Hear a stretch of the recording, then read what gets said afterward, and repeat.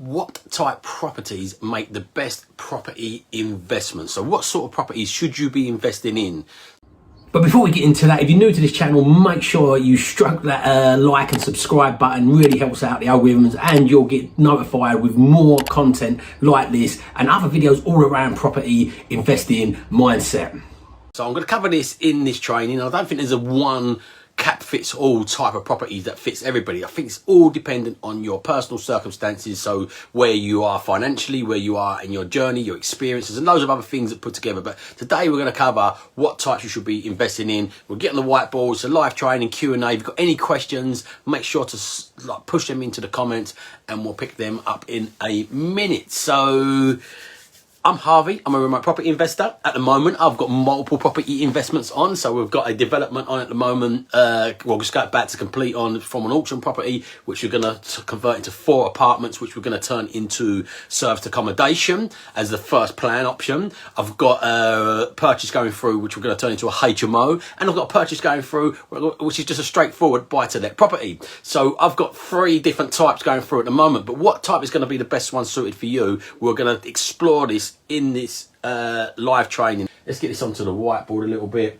So what property type? So as I said, you've got to ask loads of questions. So many people say to me, you should invest in HMOs. HMOs are the best. They give you this. You should be investing in SAs. You should be investing in buy-to-let. You should have flats. You should be doing low leases and forcing adding value to them by extending the lease. There's so many different types. So let's first of all let's have a look what you should be invested in. So just think about what property makes best investment.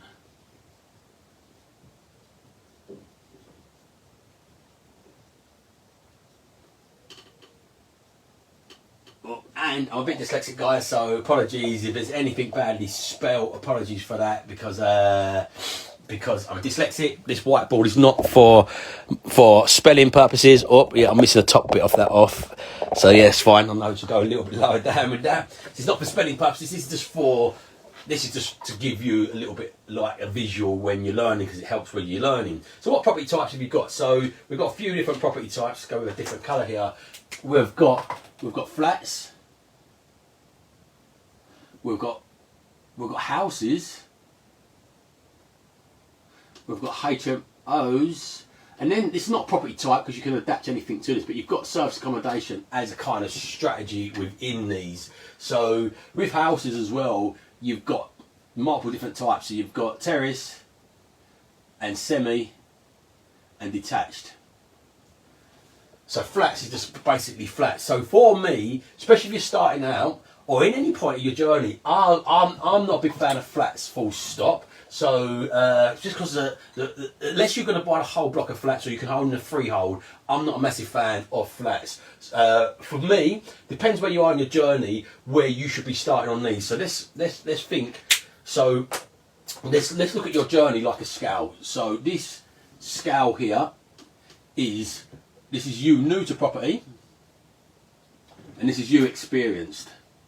Just put an E there at the top. So you've got to think, whereabouts are you in this line of scale starting off? So let's say you're a newbie and you start off around about here. So you're a newbie, you're starting here on the scale. What strategies should you be thinking about? So then the next thing you want to be thinking about along this is, there's 4 major ingredients that will drive you forward in any business, not just property, in every single business. I've got a double stream on here. Let's see if I can flip this camera around. There we go, so you can see this a bit better.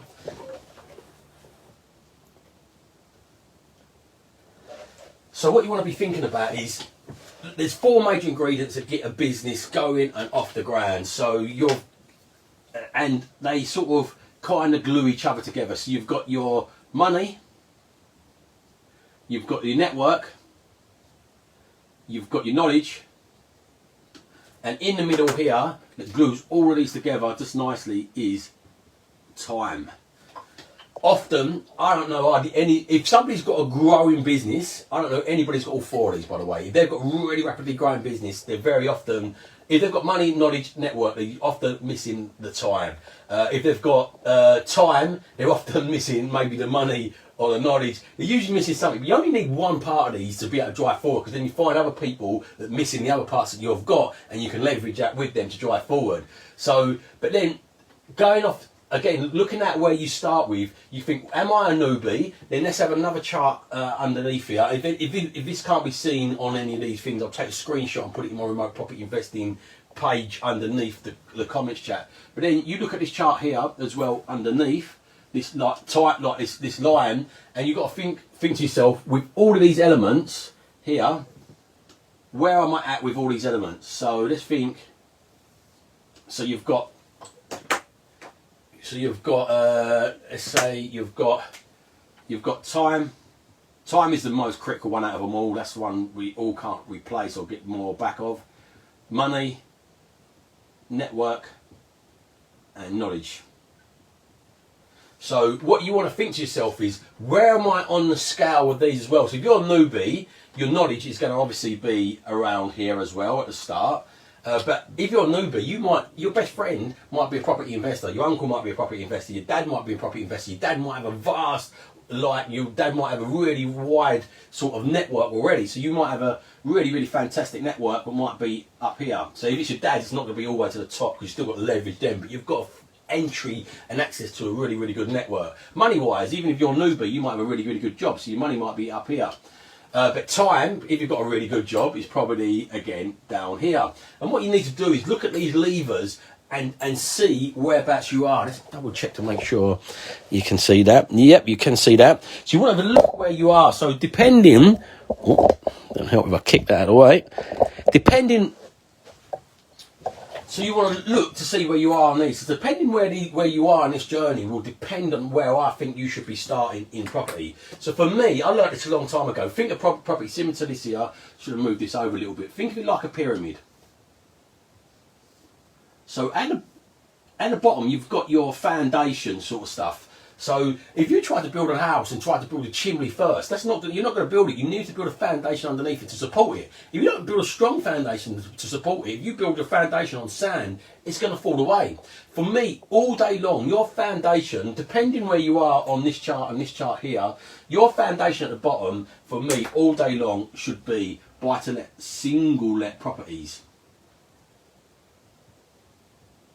What do I mean by buy to let? This is buying one of these. So this is buying. I would eliminate terrace properties. I would eliminate, especially early on in your journey. So we're going to go with somebody that's pretty early in their journey, pretty new to this, and just use this as one example. But as I said, you can lever this up and sort of kind of get the idea where we're going from. So if you're at the start of your journey, I would eliminate flats. I would eliminate detached properties. And because what a lot of people do is they look at property, especially when they're getting into it, they think, what do I want to live in? What would I expect to live in? And what do I like? You've got to invest in stuff that works as an investment, not an emotional attachment. So quite often the things you might be emotionally attached to might not be the best thing that's going to give you the best return on your capital.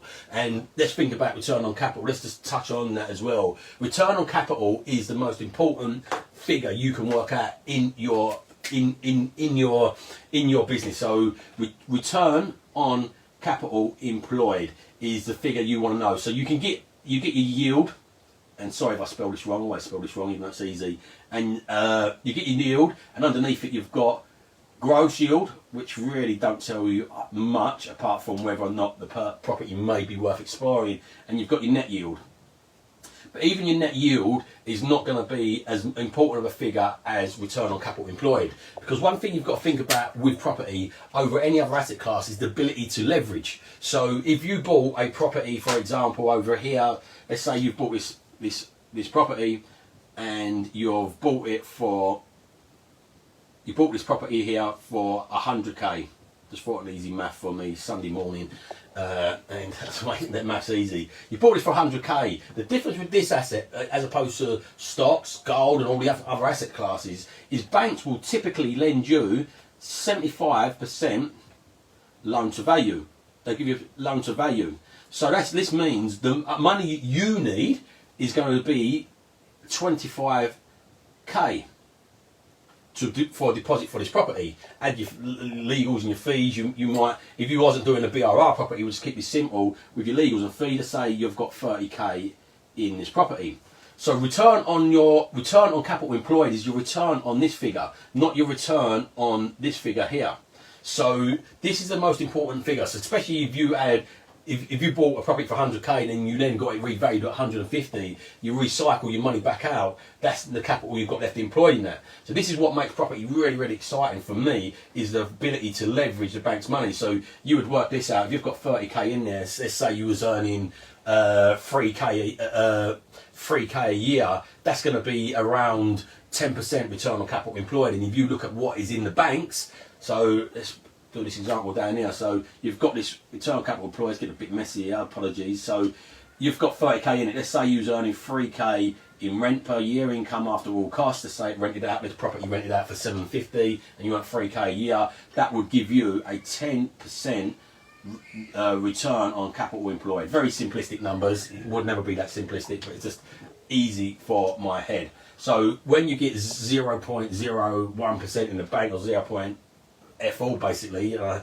stole that from Jamie York, I love that little saying, that shows you the power in comparison to that. And that's not even a great example. You can push that really, really, really up.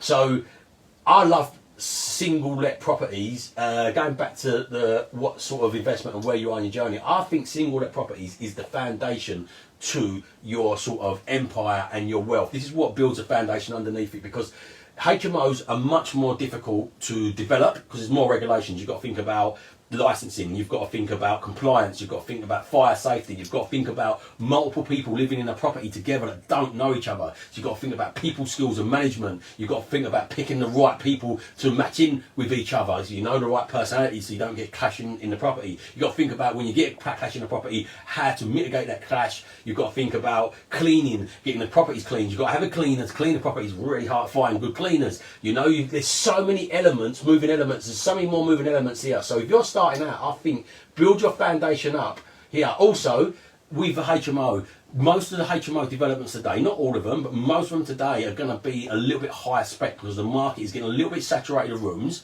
meaning that the competition's getting higher and higher. And you think about it, in university towns, students used to go into a terrace property that was split into 5 bedrooms. They squashed in and they used to love it. Then now there's purpose-built student digs with like games rooms and en suites in all the bedrooms and little kitchenettes and self-contained and little gyms in there. So the competition's going up. So you have, as a result, you have to up your game. So then as a result, your refurbishments are not going to be very basic. So typical, if you're going to do a refurbishment, and this is just a very loose figure, and put en suites in a property, you look at maybe 10k per room. So if you had a 6-bedroom HMO and done them all en suite, you may be looking at a 60k refurbishment. Do you want to be doing a 60k refurbishment if your time's low, if your money's low, your network's low and your knowledge is low? Absolutely not. I don't think so. I think you should be cutting your teeth on these buy-to-let properties. So HMO refurb, let's put this up here. You can do cheaper ones, don't get me wrong, there's always exception to the rule, but to stay competitive and as a generalisation, you could be looking at sort of like 60. I know people spending like 100k plus on these refurbs, where these sort of like these terrace and these semi-detached, you want to be.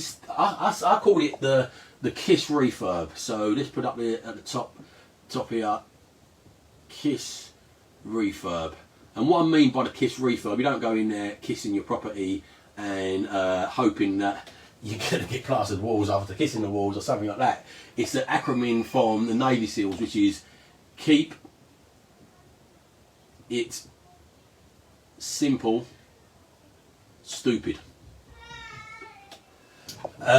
And basically you want to keep them very simple. Your refurbs at the front end, you don't want to overcomplicate them, because you will have challenges. Even when you're experienced, you get challenges with builders that underquote. If you ain't experienced knowing how to quote a property, no matter how many books you read, no matter how many YouTube channels on there, you're not gonna. There's gonna be things you're not gonna realise and underestimate. And if you get a builder that wants to win the work from you, he's gonna damn value. Like he's gonna come in with a quote to try and win the work, and then when you're halfway through the work, it's gonna be, oh, there's this extra, there's that extra. We didn't realise that. And if you're tight on money, tight on network, that could potentially stop your deal, or especially on a 60, 100k refurb, if that goes out 10, 20, 30% and the time drags on, or you've got development finance on it which is chinking up each month, that can really slow up your progress. So for me, if you're doing these refurbs, the KISS refurbs to start off with, just to cut your teeth, just to get a network, just to get an understanding. Don't get me wrong, there's always an exception of the rule. As I said, your network might be great because your dad's a builder and your dad can go and do the refurb and he probably won't charge you much. Always exception of the rule, but I'm just generalised saying, let's pretend here as well, your money's lower down here, your network is lower down here, and your knowledge is low down here, and your time is not too big. That's where a lot of people start, to be fair. You get the odd exception of the rule that might have a bit of network or a bit of money, but in general, most people starting over here. So we'll do an example off of that. So you want to be looking at refurbs, anything from about 7 to about 15k max.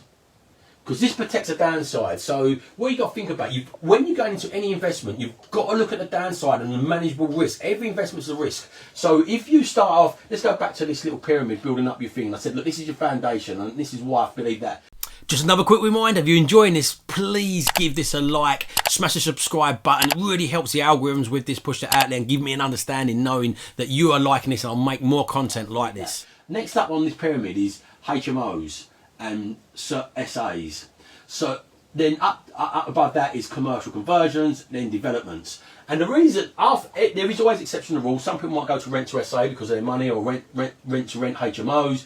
And that's fine. I'm not saying you don't have to. I'm just saying as a generalisation. But also rent to SAs and rent to HMOs, maybe a bit more management intensive, but not so much refurb intensive. If you're going to buy assets for HMOs and you want to momentum invest and you want to recycle your money out, you have to then convert them into like a purpose-built HMO to get the valuation up on the commercial valuation. Otherwise, if you're just putting some fire doors in, you're not going to momentum invest. You're going to get your money stuck in. You might have a good cash flow on that money, but you're not going to be able to recycle your money. So this is just an example of if you was doing it, like if you was buying these and trying to then create the cash flow into commercial conversion, same as an SA. So I'm buying a block of a big three-story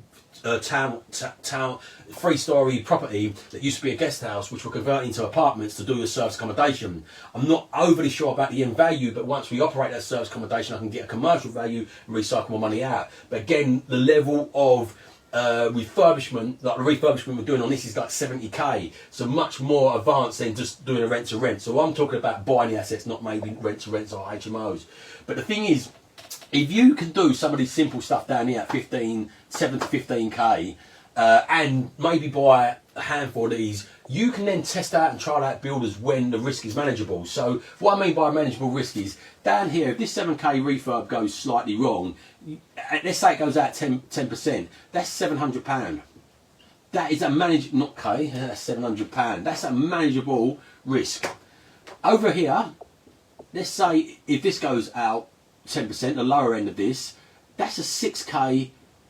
That's a 6k to correct that. That's just at 10%. Jobs can go way out from 10%, especially if you don't understand what goes into them. So you want to understand on a lower level what goes into it and cut your teeth here. Also, what happens is typical buy-to-lets will potentially earn you at least typical buy-to-lets earnings-wise. Get a different colour. Sorry, this is getting a tiny bit messy. These will earn you. These will cash flow you. Most people usually aim at about $250 a month. Cash flow from these after your costs. So a typical buy-to-let cash flow you $250 a month. If you've bought 5 of those, and you, for example, let's say you've got 10 of those, you've got £2,500 a month income from your foundation. That's easier math for me, guys. Figure it out if you're going to buy half of them. But let's say at this level here, you've got what did I just say? You've bought 10 buy-to-lets, and you've got 2.5k per calendar month. That's nice, but it's not going to light the world up and driving you forward for income. That's why you do want to jump up the ladder at some point. But this is giving you an income. So then when you jump up to this point here, and go over to here, you've got 2.5k. So if this goes over 6k, within a few months, this is replenished at 6k.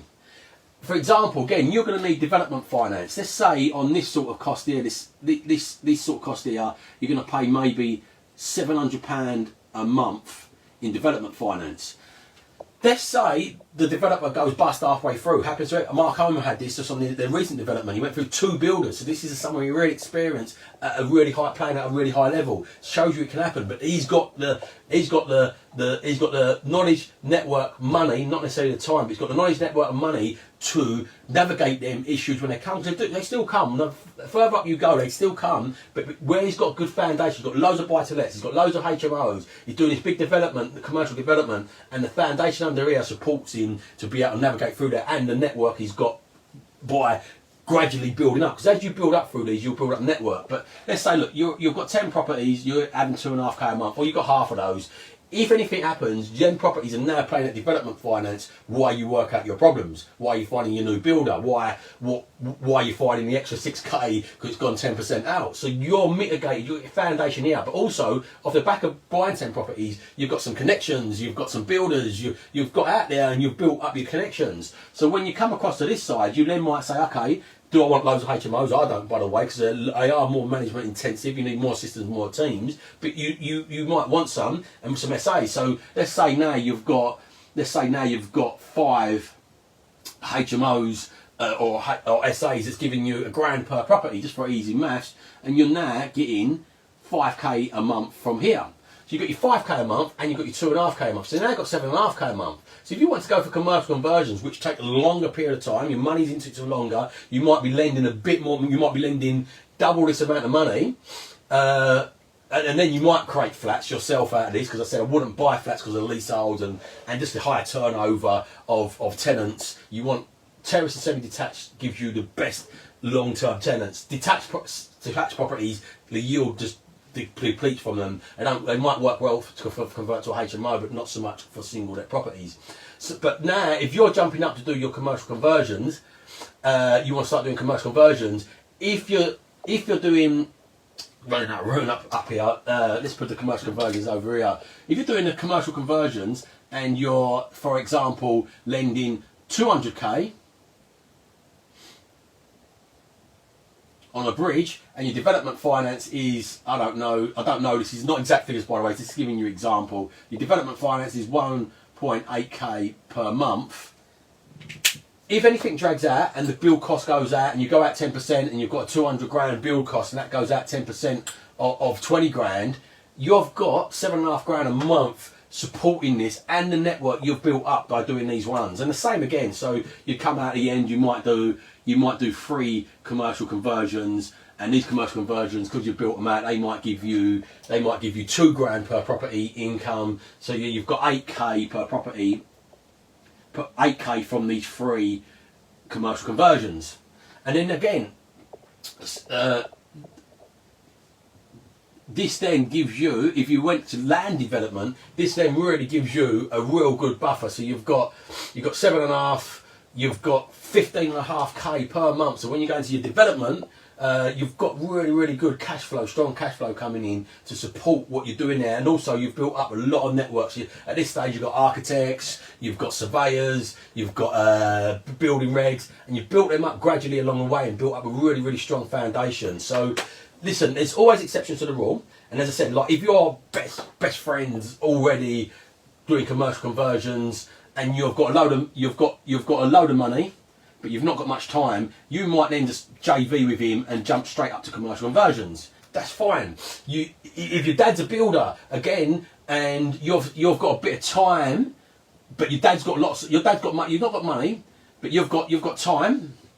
You've got knowledge, because with your time you've been going to network events, you've been turning up on my YouTube channel, you've been turning up on my Facebook, you've been turning up on my TikTok, you've been listening to my podcast, or you've been listening to anybody, all the good educations out there, and you've got time and you've been investing in yourself, you've gone on some decent courses, so you've got knowledge and you've got time and you've got a network because your dad is a builder, but you've not got much money, but your dad might put that in. That then means you might jump up a little bit above these buy-to-lets, because buy-to-lets is slow. It is get rich slower, a lot slower, but it's steady. Like tortoise and our stock scenario, it's steady wins the race. Sometimes you really like if you try going straight up to too high, especially commercial conversions, without much knowledge or expertise, you might pull it off. But one of the things you probably will trade off by is a massive amount of stress. I've got good knowledge, I've got a good foundation. The builder, I had a little bit of change in my builder. I'm not sure we're going to use him because I've got the knowledge, but it still caused me a little bit sleepless nights. I'm up thinking about this thing, and it's only a small sort of, at least commercially sort of size development into SAs, and that's with my network, and it still plays on your mind. So without knowing your network and not knowing where you're going, that can really be dangerous. If you take me back to my first investment was this at the top. I spun the pyramid upside down and I tried going for development straight away, and that was a ginormous mistake because I lost probably over £10,000. Say about £9,000, because my ego can just about deal with saying it's 9k and don't know when it went into 10. It just can't. But if I figured it out properly and the opportunity cost of the money being tied up in there, I reckon it was tens of thousands of pounds, and it's because I was trying to run before I could walk. And another thing, look, banks will not lend you for, like, if you want to do momentum investing and get commercial valuations, banks not going to lend you that without any experience. This leverages you with the banks as well. Once you get experience and you can use leverage, as I said, that leverages with the banks to build up. So when I started going into these spaces and doing sort of more development style finance stuff with the banks, they had an appetite because I bought lots and lots of buy-to-lets. I love buy-to-lets, I'll carry on buying them, but I do want some higher cash flowing assets because $250 a month is nice, but it's not going to light the world up and drive you massively further forward. But as I said, when you build up your foundation, what you do when you build up your foundation, you build up your foundation of team as well. You know, if you try and dive straight in and hire somebody new, you're getting used to hiring somebody. So you might hire a VA, you might try and put a system together, but much more complex for, like HMO needs a bigger systems manual than a buy-to-let does. You know, purely because of all the elements I mentioned earlier on. So I feel, depending where you are in your journey, will depend which property types are best. But I think everybody should be starting on single-let properties. That they should be starting over here and looking for properties that single-let properties that yield 8% gross plus. If they're keep it simple, like refurb type property, gross yield will give you an indicator how it performs. You want to work out what your return on capital employed is, but gross yield will be enough of an indicator to figure that out. So you want 8% yields, let's put a Y next to that, and ideally low purchase price BRR properties. So I think 100 to 150k max purchase price, PP purchase price. So because as soon as you start putting more and more capital into these, the rents don't keep up with it. So in my location, I buy sort of like the sweet spot's about 70k. You can pick up properties for like 30, 40k, but the sweet spot's around 70. If I buy it at 70k, the one we just completed on, check out my where did I do this on my Growth Properties Facebook page. I've done a live snag from a remote refurbishment management on there yesterday, and it's on my Growth Properties Facebook page, and this purchase was £86,000 and we just rented it for £710. But this typical property in this area, they're right at 130. If I bought it for 130 and rented it for 710, I could usually buy a property for about 70k and rent it for 550, maybe 6. So as you get higher up in the prices, the rents don't go up with that, and that's a general rule. Just another quick reminder, if you're enjoying this, please give this a like, smash the subscribe button. It really helps the algorithms with this, push it out there and give me an understanding knowing that you are liking this and I'll make more content like this. Start around late 300 to 400k and they rent for around £1,500, so that your gross yields are about 4%, something stupid like that. When you work out your net yields, it's like 1-2%, so it's not a fantastic return on your capital. And so I don't invest locally because I can't find these purchase price ones at this barrier. That's why I invest remotely in a remote location. Everything you can do everything you can do in person can be done remotely today, and virtually. It's just a mindset shift. So the world is shifting, so you've got to evolve all the time. You just can't buy these types of properties locally anymore. So you've got to shift where you are with that. So let's turn this around. Remember, if you don't evolve your ideas, you're never going to live on your own terms. So evolve your ideas, live on your own terms. Have a great day, Facebook.